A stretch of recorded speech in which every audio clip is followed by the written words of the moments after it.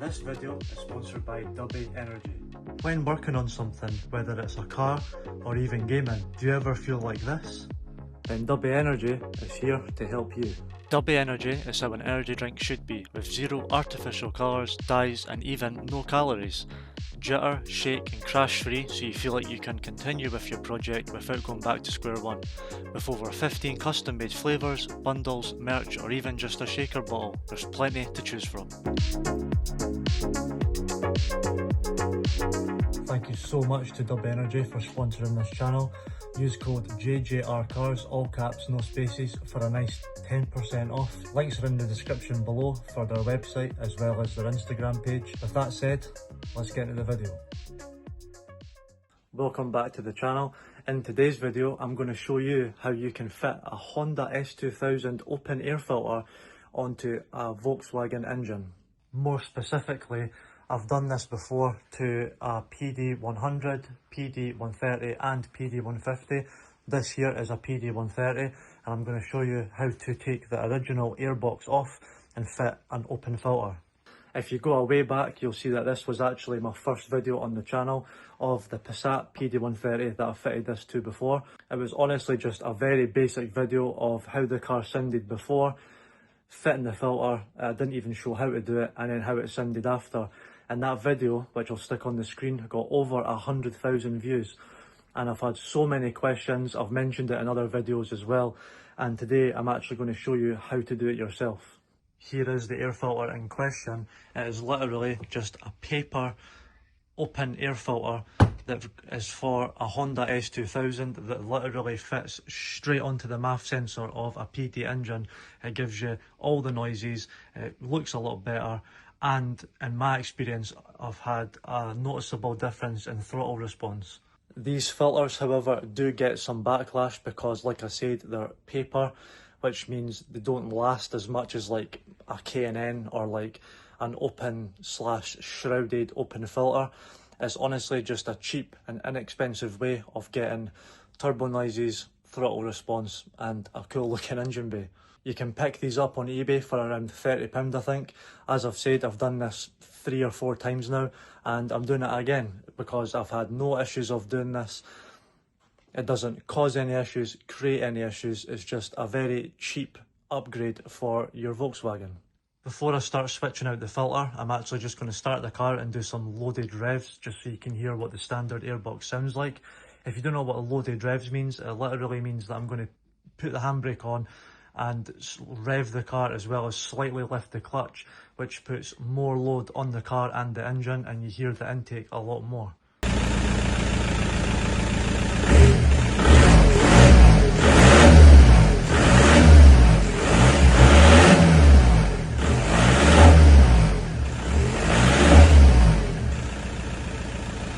First things first, what you want to do is actually release the stock airbox out. This is usually held on by little rubber tabs, so there's one here on the side and one underneath, and all you literally have to do is just pull up. Now that that's loose, we're just going to disconnect this clip here, disconnect the MAF, and then that'll all come out. The best tool for this is these sort of like plumber's vice grips, I think they're called. I know you can get a tool specifically to remove these clips, but these do the job as well. I hate those clips, I feel like they're going to jump out and hit me right in the face.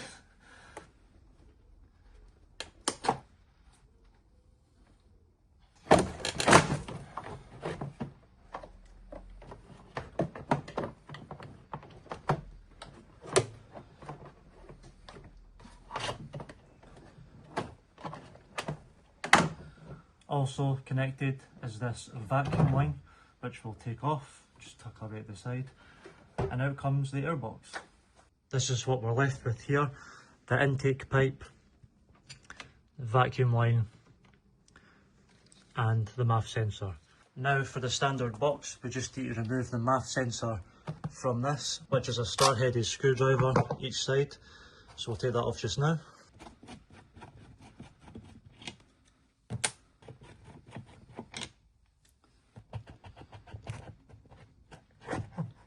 And out comes the MAF. what you need to keep in mind is that this is directional. So the air goes in and the air comes out. So the way to remember it is this mesh here came out last. So this is where the air goes first. So always remember that, or this will create issues. Now that we have the MAF and the air filter, it's honestly just a case of putting the two together, like so, and that's it.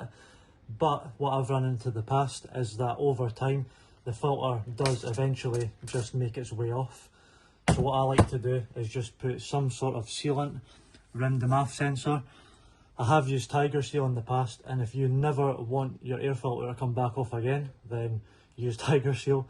But for today I'm just going to use some of this gasket maker, and it's not as hard or as fast hard setting as Tiger Seal, if that makes sense. So I'm just going to put a little bead around here just so that when the air filter goes in, it just holds it.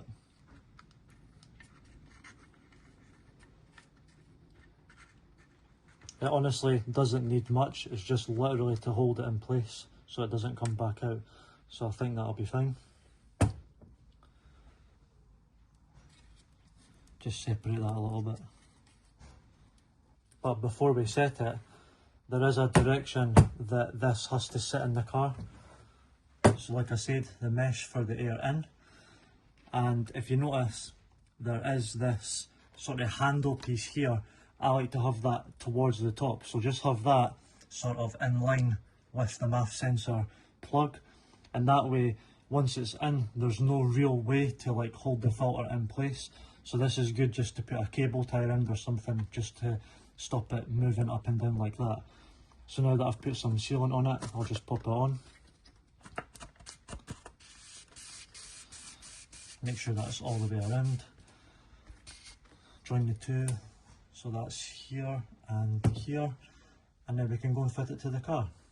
I've just placed the air filter in the car as how it will sit, and for yourself is doing this with the stock intake pipe. It'll just be push it back in, clip back on, MAF back on, and then we'll secure this.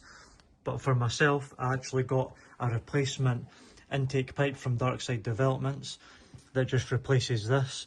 So one, it looks better, two, it gets away with this plastic that's most likely going to crack, and obviously it looks a bit better.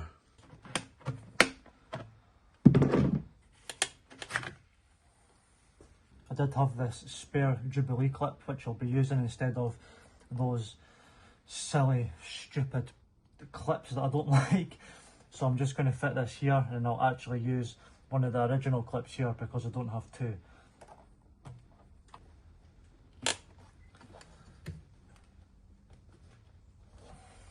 So now that that's just set in place, I don't want to tighten it all up yet. So I'll stick the S2000 filter in. But first I need to get another clip from the old pipe. That was scary. See, whoever at Volkswagen factory designed this clip and thought, yeah, we'll fit two of these onto the air filter, deserves to be sacked. And if they're already in retirement, I hope it's terrible.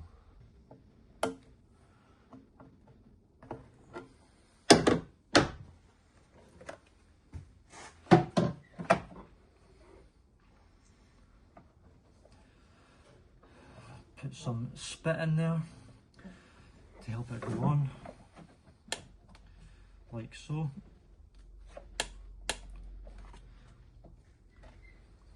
That sealant hasn't sealed yet, but once it's all in place and tightened and left, it should be good. So I'll move this creepy clip back up to where it's meant to be. That is super tight like, but it'll be worth it once it's actually on.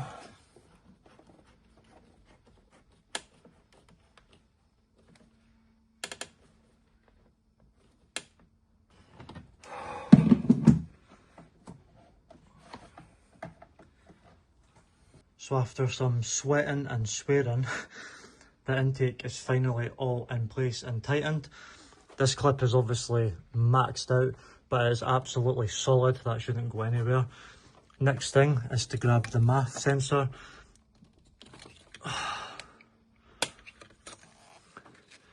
which isn't long enough. Nice. So really that needs rotated that way. Wonder if I can just do this by hand, or I need to loosen that stupid clip again. This is honestly the last time I want to touch this. There we go. MAF sensor. Still not long enough, so this needs to properly go like all the way back.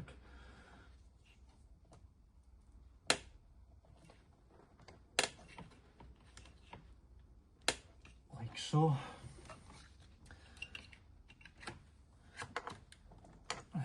That's it. Like I've said in my videos, I will include my mistakes, and that is a mistake I made.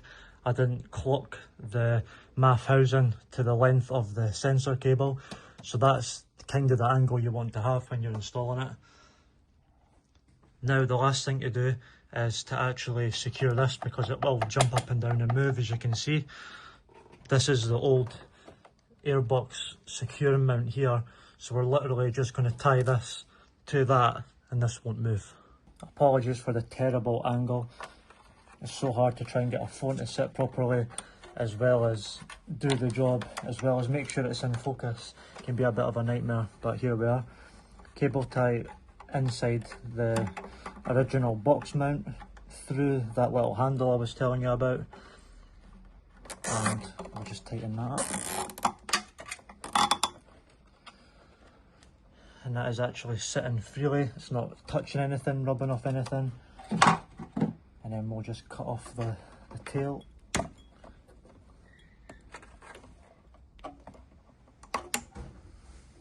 And this is what it should look like. Obviously I've done the upgraded pipe, but yourself it'll just be the stock one with the same clips. I'll just quickly run through it again. So that's the Honda S2000 air filter, cable tied and secured to the old airbox mount. It's then into the MAF housing with some sealant just to hold it in place even more. Clock the MAF housing towards the bulkhead of the car so that your MAF sensor has the right amount of length on the cable, and then attach it to your intake pipe. This is what you should be left with: the stock airbox, the intake pipe, and the two screws for the MAF housing that went in here. I'm actually going to use one of these screws because we are left with a vacuum hose, or basically just a little pipe that went into the standard airbox.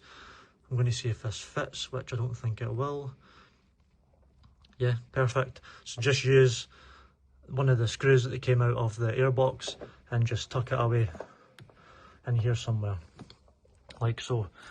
As for the vacuum system in this, it's still got this original ball. This vacuum hose is completely flat. I've got that bypassed, I've got the EGR bypassed, and I actually do have a full length of brand new vacuum hose that I'm going to do a vac simplification delete. Got that from Darkside Developments as well, so shout out to them. That is now the Honda S2000 filter fitted. Pretty happy with how that came out, especially with the upgraded pipe. I'm now going to set the camera up and I'll do some first start as well as some revs and loaded revs as well, so you can see and hear the difference.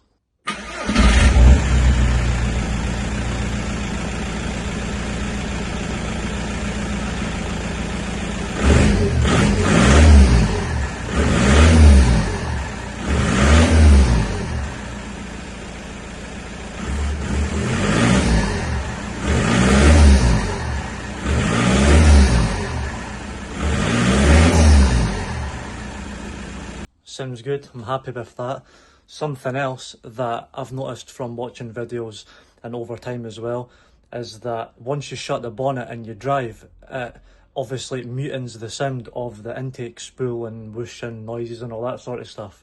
So something that I do every single time, doesn't cause any issues, is to actually remove this sound deadening underneath the bonnet. It doesn't cause any issues, I've done it loads of times, and it's just so that when you're inside the car and you're driving along, you can hear the air intake and the spool so much clearer, because people do these videos of air intake noises and stuff, and they literally put the microphone right next to the air filter, So that's how you're going to expect it to sound. So you're going to be a bit demotivated once you've done all that, and then you're like, that's not as loud as the video. So to hear it a bit better, I'm just going to take all these clips off and take the under bonnet sound deadening out, and then that means that when I drive the car, I'll be able to hear the intake that little bit better.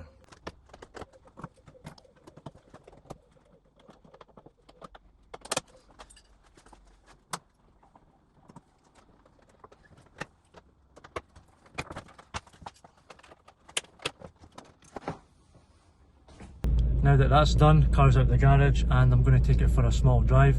I'm just going to set the camera up so that I can take some shots of the car driving away as well as coming towards, so you can get a better idea of how it's going to sound.